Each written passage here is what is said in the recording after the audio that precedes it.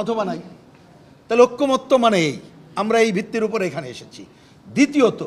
দ্বিতীয় রাউন্ডের আলোচনায় আমাদের মাননীয় প্রধান উপদেষ্টা দ্বিতীয়বার যখন এলেন, আপনারা ছিলেন সবাই সাক্ষী, তিনি কিন্তু 15ই ফেব্রুয়ারি এবছরের একই কথা বলেছিলেন। তাহলে ঐক্যমত্যের ধারা এটা। তো আমাদের ঐক্যমত্য কমিশন অনেক আলোচনা এনেছে, তো অনেক আগে বলেছি, আমি এটা রিপিট করতে চাই না। ওনারা কিছু আলোচনা এনেছেন, তার মধ্যে আমাদের সংবিধানের মূলনীতি প্রশ্নে আমরা প্রথম দিনই বলেছিলাম যে দেখেন, এই ধরনের মূলনীতি প্রশ্নে ঐক্যমত্য হওয়া সম্ভব না, কারণ এখানে বিভিন্ন আদর্শের মানুষ আছে। কারণ এই ব্যাপারে ডিসিশন নেবে জনগণ, রাজনৈতিক দল জনগণের কাছে যাবে, জনগণ ডিসিশন নেবে একটা দেশ কিভাবে রাষ্ট্র পরিচালিত হবে, তার সংবিধানের মূলনীতি কী হবে। সুতরাং ওর বাইরে এইখানে বসে কোনো কিছু করার ইখতিয়ার আমাদের নাই, ঐক্যমত্য হব না। কারণ ঐক্যমত্য যেহেতু ওই আগেই বলেছি, এইটার মধ্যে চাপাচাপি করতে যেন না। কিন্তু ওনারা, আমরা খুবই কি বলবো, যে ক্ষোভের সাথে লক্ষ্য করলাম গতকাল ওনারা আবার একই প্রস্তাব এনেছেন, যার জন্যে আমরা গতকালই ওনাদের কাছে বিকল্প প্রস্তাব উত্থাপন করেছিলাম যে যদি এই ব্যাপারে ঐক্যমত্য হতে চান, কারণ এটা মনে রাখতে হবে, মুক্তিযুদ্ধের মধ্য দিয়ে অর্জিত আমাদের এই সংবিধান অনেক অসম্পূর্ণতা আছে বলে আমরা আলোচনা করছি যাতে সম্পূর্ণ করা যায়, কিন্তু মূলনীতির প্রশ্নে ছাড় দেওয়া সম্ভব না।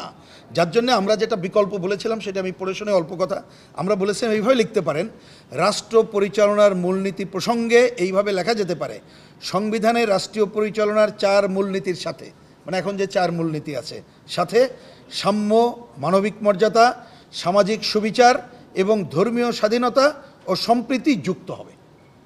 আমাদের স্ট্যান্ড পরিষ্কার, এই কথা বলেছি। কিন্তু আমরা ক্ষোভের সাথে লক্ষ্য করলাম আজকে ওনারা বলতে চান যে না, ওই 4 মূলনীতি ঠিক থাকবে, এটা আমরা বলতে চাই না। বরঞ্চ কথার মারপ্যাচে এমনটা হচ্ছে যে মানুষ মনে করবে যে 4 মূলনীতি বাদ দিয়ে নতুন কিছু করতে চাই। তাই এই কথা যখন আমাদেরকে বলতে হলো, আমরা পরিষ্কার করে বললাম, আমি কথা বাড়াচ্ছি না, বললাম যে দেখেন, মুক্তিযুদ্ধের মধ্য দিয়ে অর্জিত সংবিধান এটা হঠাৎ করে আসে নাই।